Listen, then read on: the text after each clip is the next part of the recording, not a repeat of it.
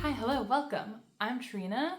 If you're new here, it's nice to meet you. If you're not new here, which is awesome, then you may recognize that my background, my setup is a little bit different this time. Both devastatingly and also a little bit excitingly, I have moved. I no longer live in DC. I'm currently in California in my family's home. Hence, the bookshelves are my mother's bookshelves. If you see any books in Danish, that is why. Not all of these books are mine, so here are the few books that I do have with me during this holiday season to read. I'm gonna be in California for the next couple of months. I've been planning this move from DC for a while, but it was a good time to leave, I will say, the city. For now, I'm just in California over the holidays, but I have a car in California and there are so many bookshops that I've never visited here before, so I'm really looking forward to going around and looking for some more books, hopefully hitting up some more library sales, as always.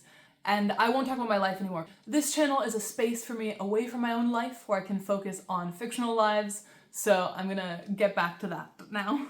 The main reason I'm starting this reading vlog is because there is a new release that I'm so excited about that I really wanted to share someplace and put to camera, and that is The Lotus Empire by Tasha Suri. This is book 3 in the Burning Kingdoms trilogy. It just came out Actually, I don't know when I'm releasing this vlog. It came out November 12th. I've been so excited to read this. This is the series that got me back into fantasy as an adult. I got the original book as a Christmas gift, didn't know what I was getting myself into, and I've been following along with the series with each new release, and I'm so excited to finally get to the end of that journey. With most new releases, I have this bad habit of just getting really excited about them, buying them, and then not reading them right away because the mood isn't right. So this time I decided to set the mood for myself and reread the first 2 books in the series leading up. So that's what I've been doing the past few weeks. I have book 2 right here, the Oleander sword, that I just finished rereading. And for the first time since I initially read it, actually, only my first reread, and I still loved it, I still thought it was great, and it left off on a cliffhanger, so I'm really excited to pick up book 3. The rereads have just been amazing.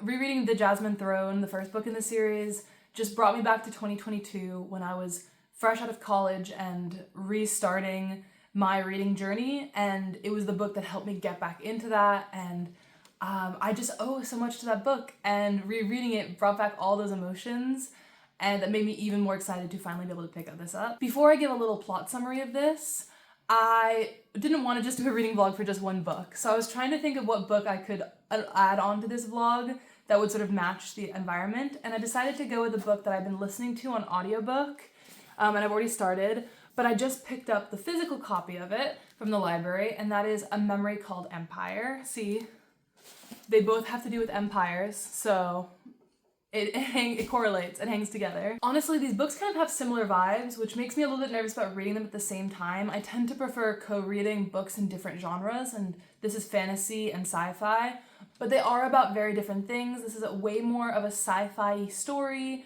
versus The Lotus Empire is an South Asian inspired epic high fantasy world. So they do have their differences, so it should be okay to read them at the same time. I also have some other books checked out on my Kindle right now that from the library that I may throw into this reading vlog to break up the massive books. I really want to read Emily Wilde's Map of the Otherlands, the second book in that series that I started. I also have a book called Sword Crossed checked out, which is a romantasy. I actually don't know if it's fantasy, but it's a romance book by an author that I've read a romance trilogy from before, Freya Marske, that I really loved. So I may read these as well because they're on loan and the holds are gonna expire soon, so I have to read them soon. But we'll see. These 2 books are the main 2 books for this video. Yeah, let me grab this book again. Like I mentioned, I started this on audiobook. I'm about 18% of the way through the audiobook, so most of it has just been world building so far, setting the groundwork, but I have still really been enjoying. I keep on wanting to compare it to The Goblin Emperor because I listened to The Goblin Emperor on audiobook. They're not similar, they're very different books. But The Goblin Emperor kind of revolves around a character coming into an empire that he's now somewhat unfamiliar with and is now in charge of. And this book revolves around a diplomat coming into an empire, so maybe that's also where the similarities come in. But I keep thinking about the Goblin Emperor while reading this, so that is a good sign because I loved that book. How do I describe this book?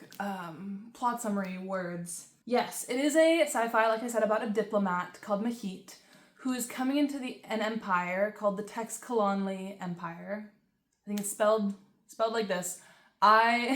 One good thing about the audiobook, I will say, is it really helps with all the pronunciations. Another thing it has in common with the Goblin Emperor, that I don't know how to spell a lot of these words or anything like that. And when I was trying to write up like thoughts, I was like, I don't know how to spell any of these names or anything because of the audiobook, but I do know how to pronounce them, which is great. The diplomat Mahit, she's from a small space station. They call themselves like stationers because they're not from a planet. They live on a space station that specializes in like pilotry and engineering and resource mining. And they're very, very small in compared to the empire she's traveling to be a diplomat for.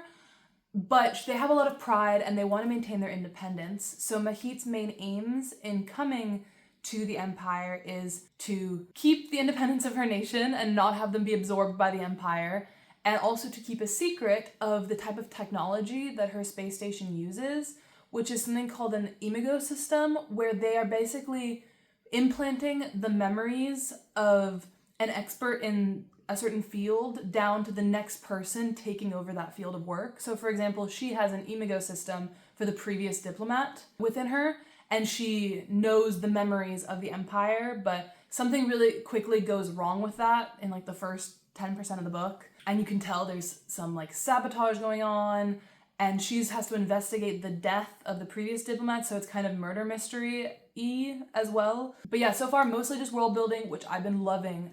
Coolest world building I've read in a while. Really, really incredible. Enjoying that part a lot. But not a ton more plot-wise or them like actually actively doing anything yet.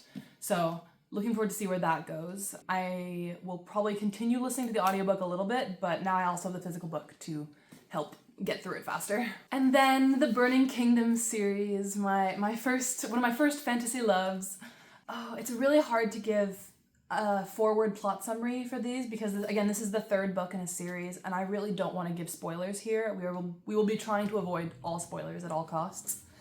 But I can say that this takes place in a South Asian-inspired empire of several different regions of different individual cultures, and it centers around two main characters, one from the kind of ruling part of the empire, Malini, and one from one of the more subjugated areas of the empire, whose name is Priya. And the first book is set in that specific region of the world called Ahiranya.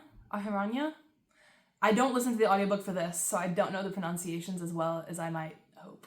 So apologies for any mispronunciations. But Priya is from Ahiranya, where they used to be very, very powerful, and then they were taken down in a rebellion and are now suppressed and treated kind of poorly. But they still have their old religion, the religion that was defeated in a war a long time ago, that they're very proud of. And the world building in these books ends up being very centered around religion. There's three main religions. This will make very little sense. This is a poor summary. But essentially, there are also lesbians. They and Priya and Malini fall in love in the first book, and that causes all sorts of issues because they're from very different worlds that don't really intertwine. And Malini is trying to defeat her brother who has exiled her in book one. That's book one. A lot has happened since then, because a whole book two happened as well that I don't want to spoil. But essentially, this book is starting off with a large conflict that we were hoping was somewhat resolved at the end of book two, but hasn't been fully resolved, and they're trying to get back into it. So I'm really looking forward to getting into this one and finishing this series. I'm so scared of what's going to happen to Priya and Malini's relationship because I love them and I'm really nervous for them.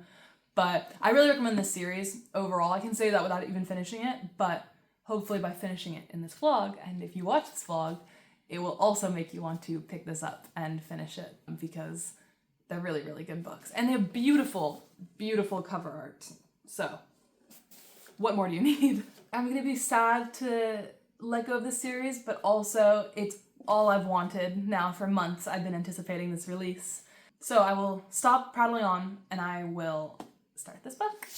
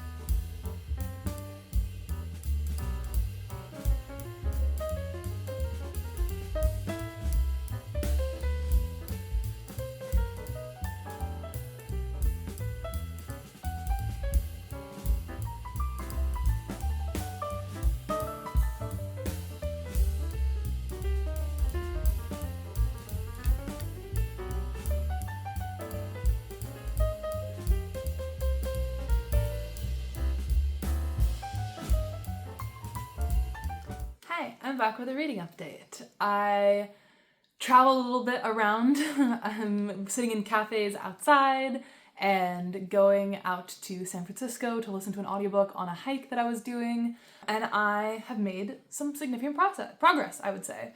Not as much on the Lotus Empire as I might like. Unfortunately, I have not found myself with a ton of physical reading time recently. I've had a renewed addiction to Stardew Valley in the past few days that has been occupying too much of my time. But I am still making slow and steady progress because I can't put it down fully, but just not as much as I could or should. But I have been making good audiobook progress on A Memory Called Empire. That's why even though I have no bookmark in this, no tabs, I have been reading it. I'm about 50% of the way through, so I can give a little update here. There are things I like, and there are things I don't like. And I think that's fair. That happens sometimes. Let's start with things I like. I still love the world building. I still think it's well thought out and really interesting and well explained and introduced to us at a good pace. I like what it's saying about our own world and empires that we know about and experience in the real world. I love all of that. And I do like the writing. I haven't been reading it, like I said, I've been listening on audiobook, but I do like the style and I do think it's beautifully written. It's so cool, especially the main empire in the story, the Texcolonli Empire, is very based around art and literature, especially poetry and short stories, and storytelling in general is a huge part of their culture. And she writes in poems into the story sometimes that I think are incredibly interesting and beautifully written for what you can imagine poetry to be like on a interstellar empire. So I thought that part was really, really cool. I like some of the characters. I like 3 Seagrass. Some of the names are numbers and words together. So there's a character called 3 Seagrass. Love her relationship with the main character, Mahit. And on to the things I don't really like. Mahit, the main character, is kind of annoying me. We just got to a point where she's actually maybe able to do something now. But for a huge portion of the first 50% of this book, she is just incapable of doing anything. And that's makes sense. She's a diplomat from a very small, powerless space station in an empire who's taken the interest of a lot of far more powerful people than herself. I just don't... How do I best explain this? It's not enjoyable to read a story about a character who's entirely helpless and is just being dragged along from story point to story point so that we can watch the story unfold while having zero agency through the main character and actually doing anything about what's happening. So far, it's kind of felt like she's just a spectator to events that were laid out long before she arrived in this empire in Texcolon. It makes sense, point taken, world building wise, I guess it makes sense. It's just not necessarily the most enjoyable thing to read. You get, especially on audiobook, you get really frustrated with her, like, hello, why are you still imprisoned in this place? Why are you not taking better efforts to escape? And the author tries to explain it away, but it does feel like something that the author has to explain away in order to get the reader to accept it. So I don't necessarily hate those parts of the book. It's not like my favorite thing in the world. You know, ideally, when you're reading sci-fi, the world building and the ideas for the future should be combined and shown in a character that has a degree of agency in that world so that you as the reader can feel a sense of storytelling and story progression happening. Here, you don't feel that, and that's what's been frustrating me so far. We just got to a pretty major plot point that I'm hoping will reignite some power in the main character, but yeah, that part has just been frustrating me. But it does feel like maybe it's one of those books where the first 60% of the book, there are things that I don't like, and then all of a sudden, it was just all set up for an amazing final 40%. I'm always down for that, and I'm looking forward to it if that's the case. But yeah, so far there have just been things that have been annoying me and have been making me take frantic notes for my review. And that's never a good thing when you should, for the first 50% of the book, just be along for the ride. And I haven't been able to fully sink into it because of my frustration. Especially, there's a character, 19 Ads, that I think we're supposed to like. That it's supposed to be like a badass person with power in this world that we're supposed to respect the way the main character respects. I don't. She's really, really irritating me. She's really bothering me. Not necessarily who she is, but the way the character is written bothers me. In fact, a lot of the characters bother me. But I guess that's the point also, because they refer to Mahit, the main character, and the people from her station as barbarians and savages, and they don't consider anyone outside the Empire as having any sort of culture whatsoever, which is just frustrates you to read, you know, because, and then the same way as Mahit is, you're dealing with liking these characters and liking these people on some level because they're funny and they're nice to Mahit, but also fundamentally disliking them because they have such a skewed vision and understanding of everything outside of their own purview. Yeah, lots of thoughts there, but I don't dislike it so far. I would say if I had to rate it right now, the first half, I'd probably give it 3 stars, just because story is really important to me and enjoying the main character's perspective is really important to me, and we haven't had a lot of that yet. So I'm looking forward to being proven wrong, though, with the rest of it, though. I'm really hoping on that. And then for the Lotus Empire, I am 100 pages in, and it is a 500-page book. These books keep getting longer and longer.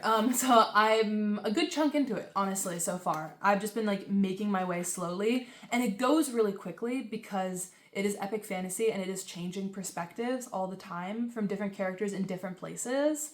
I was a little bit nervous because Priya and Malini aren't necessarily in the same place in the beginning of this book. They aren't in the same physical location, and I think the strength of the previous book was every scene that Priya and Malini were in together. But the authors managed to overcome that sort of with like their magical powers and like their psychic abilities. So you're still getting a lot of the two of them, even though they're not together, which I love.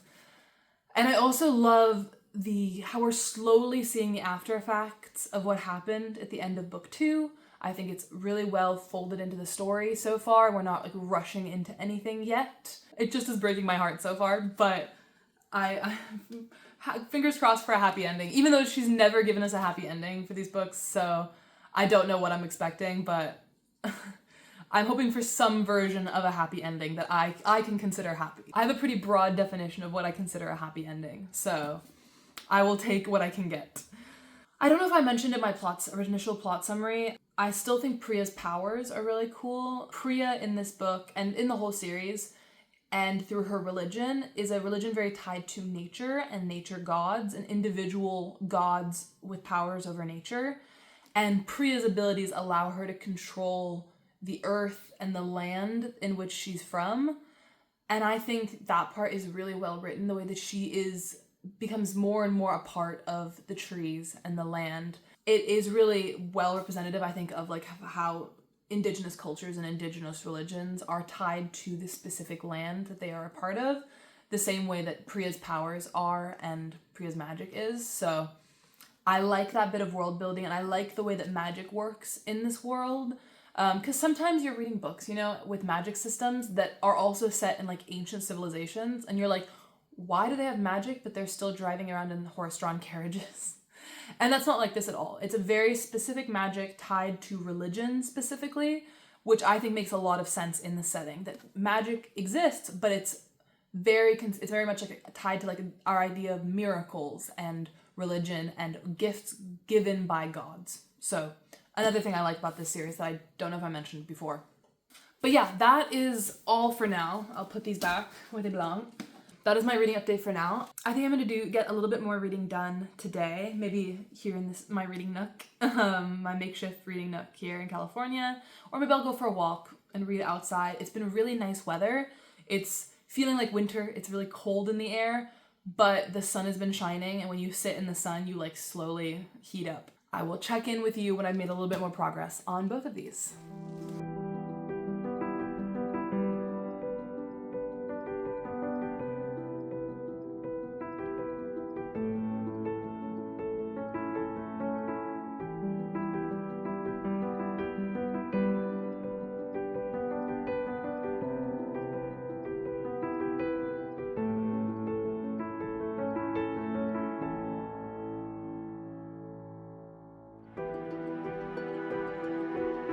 We are finally getting to the part that I have been waiting to get to this entire book. Like I knew was coming the whole time, and we're finally here.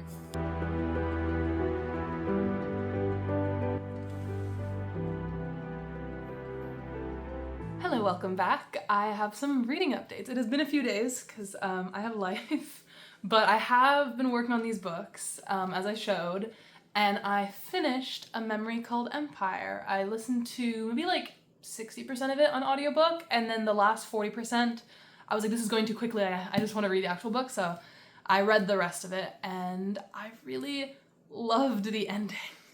I can't even remember what I was originally saying about this book, because it's so setup heavy is I guess my problem with the beginning of it, what I was saying in the beginning. And I'm looking back at my notes I took as I was reading this, and you can see as I shift from like, this is frustrating to read, but I understand why it's necessary and where we're going with it. This is frustrating to read, but I understand why it's necessary and where we're going with it. And then we get to where we're going with it, and it was definitely necessary and worth it. And it was really good, and I totally understood the buildup. That being said, I don't think that like nullifies that there are some really frustrating parts in the first half of this book that just aren't really enjoyable to read. And if you're reading a book, while the end goal is also important and the setup and the world building should also be important, I think it is important that your reader is having a decent time, that they're not getting frustrated with story choices. And I still have my complaints. I think I'm gonna end up giving this 4 stars, 3 stars for the first half, 5 stars for the second half, and we'll leave it at that. I really thought, reading the first half of this, I really thought, oh, I'm gonna give this 3 stars. What a shame. Like, I'm gonna give it 3 stars. I'm probably not gonna read the sequel. I really want to read the sequel now. How do I describe it in a more detailed way without giving spoilers? Because there are some pretty big spoilers in this book. The concept of this book is that there is a diplomat who is traveling to a very large empire that rules about a quarter of the universe, the known galaxy, and which is only a quarter, but it's a very, very large portion of it, as you can imagine. And they're incredibly powerful, and they basically look to annex other locations. So part of her job as a diplomat from a very small space station is to keep them from annexing her space station. And her predecessor was clearly also trying to do that, but got into some trouble doing that, died unexpectedly, and she's also trying to figure out how he died. Like, it was kind of sold also like murder mystery elements to it. Where was it? They were really like murder mystery with space opera. You don't read this if you like murder mystery, because the main character doesn't really do much to solve the murder. Things just sort of fall into her lap, and like people eventually tell her what happened. So I wouldn't like necessarily read it for that purpose at all. But the space opera part was really, really cool, and the world building part was really, really cool, and the characters were really cool. And in terms of the relationships between the characters, my struggle in the first half was that there's a character called 19 Ads that I'm like, I feel like the author is trying to make us like this character, and that she's supposed to be like a badass, cool, likable character, TM. And there was something about her I didn't vibe with. She was trying too hard. She was too, like, I was like, is this supposed to be the love interest? Like, I don't really buy into that. And it sort of got resolved in the second half. One, she became more likable. We get more of her backstory. We get more of an understanding of who she is. I still feel like she wasn't as developed as, for example, the Emperor. I always forget his name, Six Direction. Yeah, they have sci-fi names. Sorry, yeah, their names are 19 Ads and Six Direction. But the Emperor Six Direction, I really loved as a character. I think his chapter where Mahit goes and has a conversation with him, what chapter is that? Chapter 10 maybe? Was the best chapter in the book. That is the turning point of the story. That is where so many more of the puzzle pieces start falling into place. Mahit, the main character, gets a lot more control over her own life and is way more active as a main character, as opposed to just sort of like skipping and hopping along, waiting for the story to fall into her lap. So that's what made it more enjoyable, is like that moment was the turning point, which made me like the Emperor's character a lot. And I feel like 19 Ads could have been similar to the Emperor. There's just something missing for her. But like I said, it wrapped up really well at the end. And I like that there is this weird tension with characters in the first half. But Mahit's predecessor, who was murdered, had a relationship with a lot of people. His memory is implanted into Mahit, and thus she has like weird feelings about people that she doesn't fully understand why she feels that way, because she's feeling remnants of his feelings, which I think is really well done and really well written. It just makes for some really frustrating moments where like, why is this happening? We're getting no explanation. And I'm a pretty patient reader. I wouldn't say I'm the most patient reader, but I'm pretty patient. And as you can tell by all of these random like weird names and facts and memory implantation that I'm throwing at you, it's a complicated book. There's a lot happening. It's sci-fi. And I like that part. I love the world building. It's so sick, so cool. And I don't think the story is confusing to follow, just frustrating. There's just points where you're like, I know Mahit is from a small space station, so she probably doesn't have a lot of agency in this world. But then why are we following her character? Because she has no agency in this world. But I promise she does get more agency in the second half, and I'm hoping that's what is more in the second book as well. I think I am gonna read it, maybe for this vlog? We'll see. Hard, we'll see on that. I'm gonna go see if it's at the library, and then maybe I might just fly through it. We'll see. But A Desolation Called Peace is the sequel, and I hope that it continues the momentum of the second half of this book, because that was really good, and I really liked that. And I also wonder if some of my frustration with the first half of this book was from the audiobook, that the style of this story didn't necessarily work as well in the audiobook. It's kind of like a tumbling story that like has to build upon itself, and maybe you don't get that same sort of momentum when you're listening to it, is what I'll say. I'll leave it there. I have a lot to say, and I have a very long review on this book because it's sci-fi, there's so much to say and think about it. But overall, I love the messages it has about empire. I love the messaging it has about human power and memory and culture. I like that part, and I like the messaging. It just took a second to get into it, I'll say. Other reading update, I'm continuing in the Lotus Empire way slower than I thought I would be, not because of the book. I think it's because I started A Memory Called Empire before this. Unfortunately, what I predicted at the beginning of this video ended up coming true. I can't really read both of them at the same time. It's too much epic, high world building going on in my brain. So I ended up just having to pick and choose, and I was like, you know what, I'm gonna commit to reading this. And I got through that really fast, and now I'm recommitting to the Lotus Empire. I am almost 200 pages in, and I really like it. Obviously, I knew I would, because I know the writing style. I liked the first two books. Why wouldn't you like the last book? I'm kind of scared about where it's going. The author keeps making these characters suffer more and more, and taking away, especially from Freya, taking away more and more from Freya, and I'm like, hasn't she suffered enough? What is she gonna be left with at the end of this series? And that's like the most devastating part, is like, you ever read like a fantasy series and you're like, there's no way this is gonna have a happy ending. Like, it's just, a happy ending would be unrealistic, and you know that this author is good at writing so that they wouldn't write an unrealistic ending. So it's like devastating, you know it's not gonna be a happy ending. Or at least it could be a bittersweet ending, which I don't mind either, but so far, oddly enough, my favorite parts of this book are Bhumika's perspective, who wasn't my favorite perspective in the previous books, but I don't think that had anything to do with her. I think it had to do with the fact that she was very intertwined with these like godlike beings in their country, Aharanya, and I don't really like their portrayal. They don't respect human nature. They're very good god characters. They're very well written.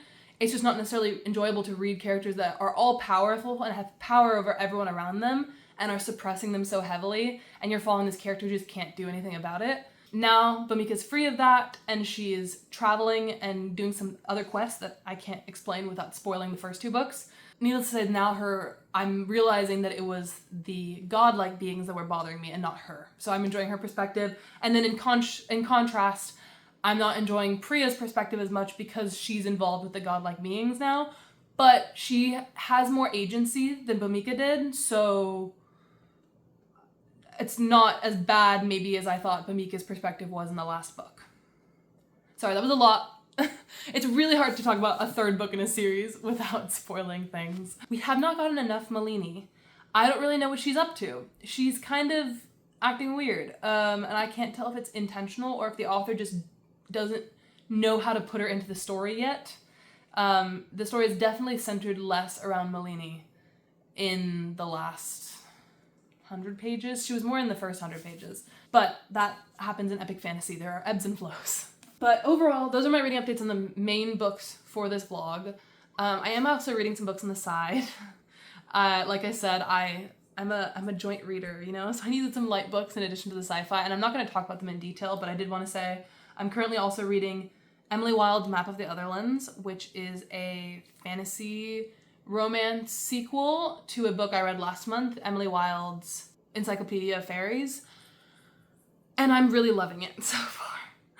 And I was worried that I just loved Emily Wilde's Encyclopedia of Fairies because I was like in a great reading mood at the time, like I was in the perfect space to read it, But I'm loving Emily Wilde's Map of the Otherlands just as much, the sequel just as much. So good thoughts there. And it's also because I'm also reading on my phone this romance book that I saw recommended on TikTok called Say You'll Be Mine, which I'm not loving as much. It's just a lot of tropes stuck together and poor character building. So it's good to know that Emily Wilde is actually a good book because I'm comparing it to a book that's not so good that I'm reading at the same time. But yeah, those are the ones I'm currently working on. I'm gonna try to finish up the Lotus Empire in the next day or two and report back.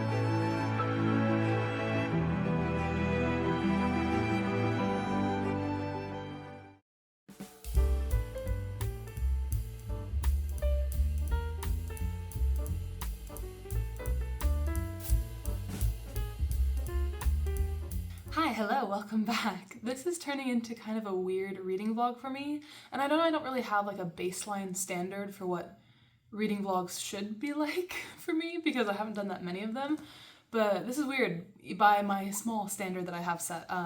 It's been probably like 2 weeks since I started this vlog.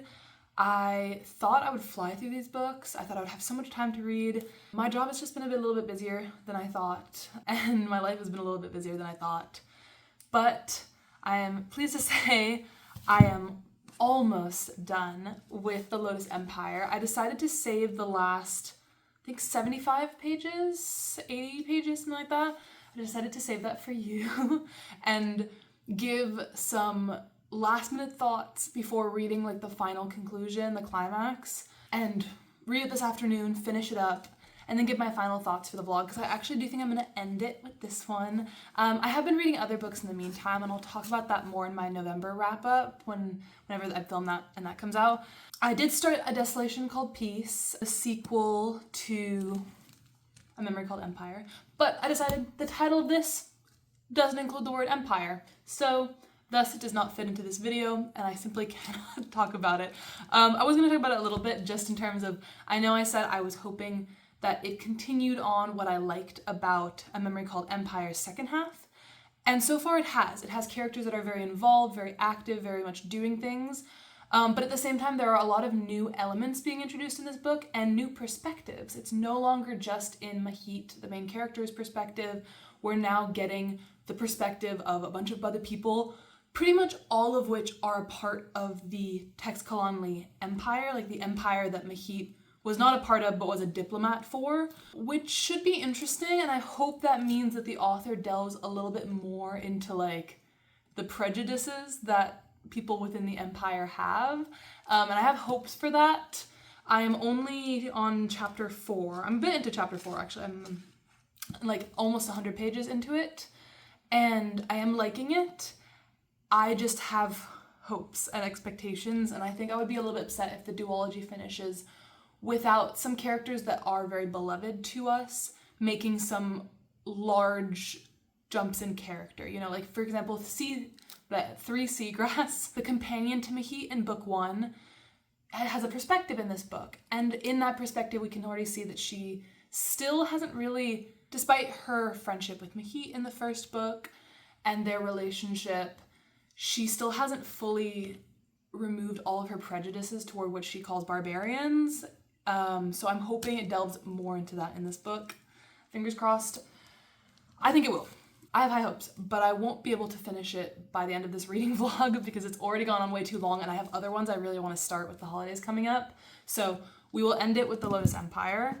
Like I said, I have about 75 pages left, so I'm 416 pages through the book. I think the last time we checked in, I was only 200 pages, so I've read about another 200 since then, and so much has happened. Basically, I wanted to do this check-in before I finish the last bit because I see no conceivable way for this book to have a happy ending. We're going into the final climax with this contrasting feeling between the two main characters, which has always sort of been the case throughout all three books, that Freya, one of the main perspective characters, is very self-sacrificial. She gives up a lot for her people, for her gods, for the people that she loves. She's constantly giving up things for Malini, the other main character. She's constantly giving up stuff for the sake of her country.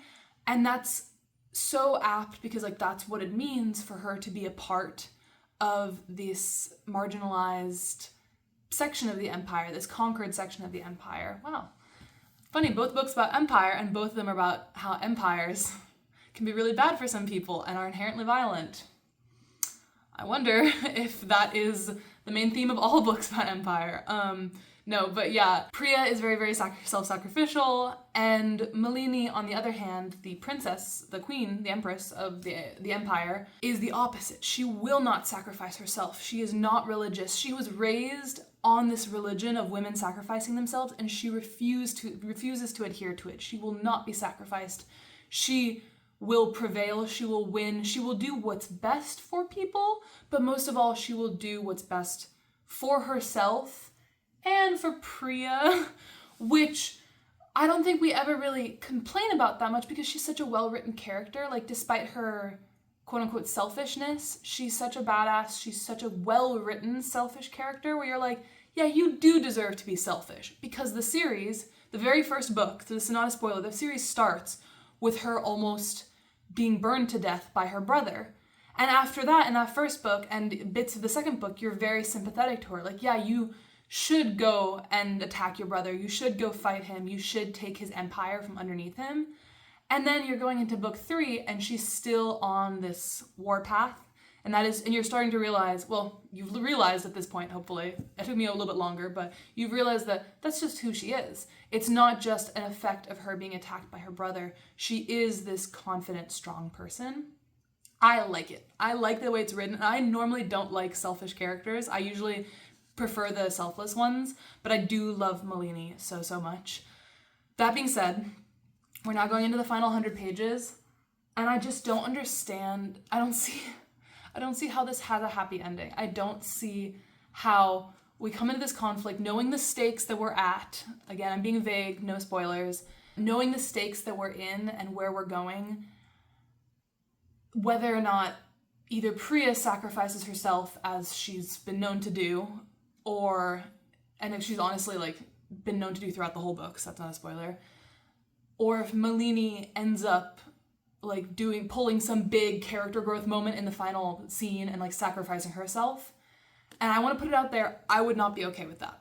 I won't say after I've read it whether or not that actually happens, but I still would not be okay with it.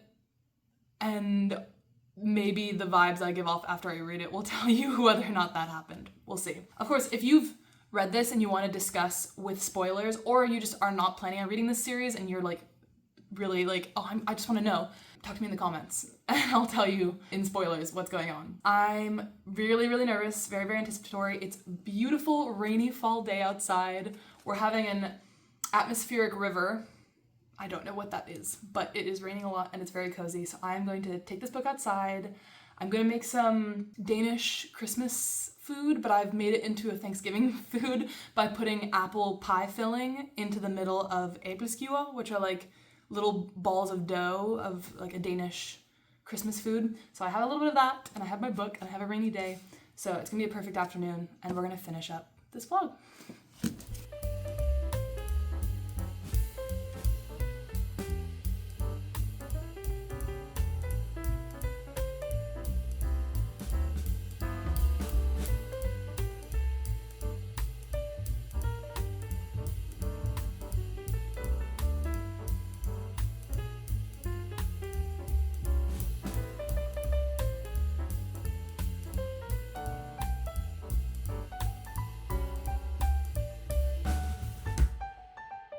They literally kill me.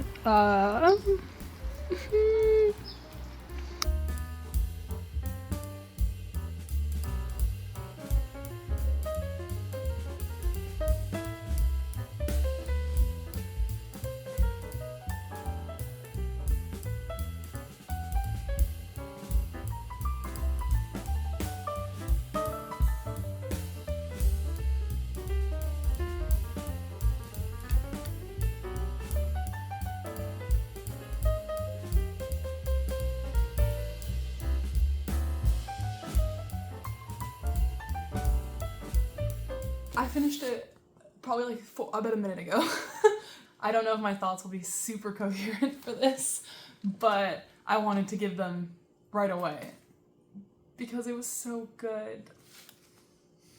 It was so heartbreaking too, and so much changed in those last 100 pages that I feel like nothing I said ended up being as predicted. Like certain things I said started to happen because I thought they were about to happen, and then it totally changed what was going on altogether.